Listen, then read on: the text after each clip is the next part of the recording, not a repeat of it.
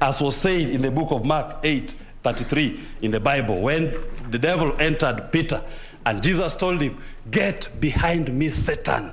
A plumber who is in your bathroom when you're showering after fixing your shower is no longer a plumber, is a sexual offender and should be reported. Let's stick to the... I'm guided.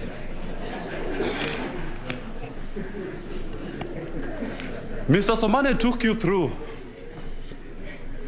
several forms, explanations, trying to explain what is voter turnout, the Kim's kit. At the end of the day, when you leave, are you able to answer the constitutional threshold, the question, are those results, is that system of technology simple, verifiable, and accurate? Why the many explanations? Why the kizungu mingi? It should be simple, accurate, and verifiable. What we've been shown is not simple, is not accurate. This court is still left with so many questions as to the true Kim's kit logins, as to the true and exact turnout of voters as at 5 p.m. on the 9th of August. You are told that parties must have their own agents to present things here. My petitioner is not a political party. He is not a candidate, but is a voter entitled to participate in elections and to present a petition. The obligation, legally speaking, is on IEBC to provide a free, fair, and verifiable election. There is no obligation on a voter like Hele Khalifa to hire and recruit agents all over the country to watch how the elections are conducted.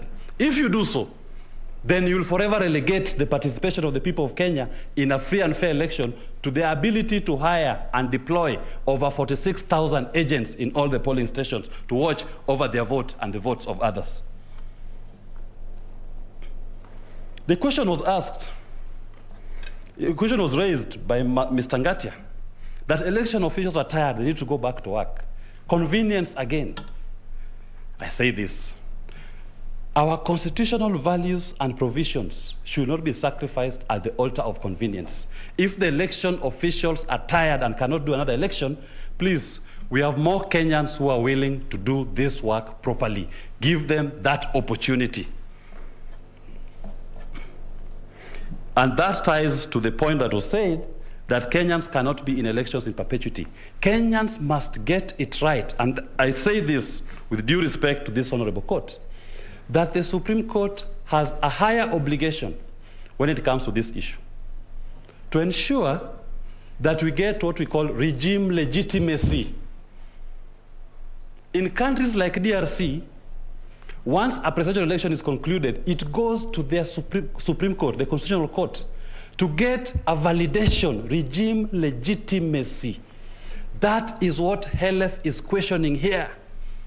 In a fractious society, highly political like this, just remove that, highly political like this, a Supreme Court's decision gives regime legitimacy to that new regime.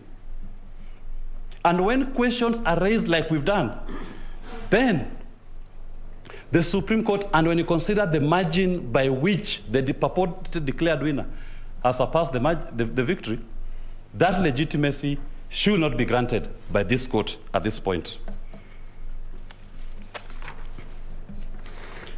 I want to address a few questions that were asked by the learned judges. Number one, by Justice Ibrahim, is there a lacuna in the law if we nullify, in God's grace, these elections? And, if we indict Wafula Chebukati? The answer is very simple. Article 142 of the Constitution, the president who is in office shall continue in office until a new one is sworn in. There is no lacuna in the law. The second point, Mr. Chebukati is not immortal. He could even resign from his office. Does it mean that this country can collapse if Mr. Chebukati resigned from his office today? No. Elections will still be held. We'll still have within our governance, we have a working parliament, we have a national executive, we have a judiciary. All these questions, all these issues can be addressed within those existing parameters. And when I say the president will continue in office, of course, within a narrowed mandate, but the systems and the functions of government will continue. The lacuna will not affect the people of Kenya. The right thing is to make sure that the people's voices are actually heard in a true, transparent election.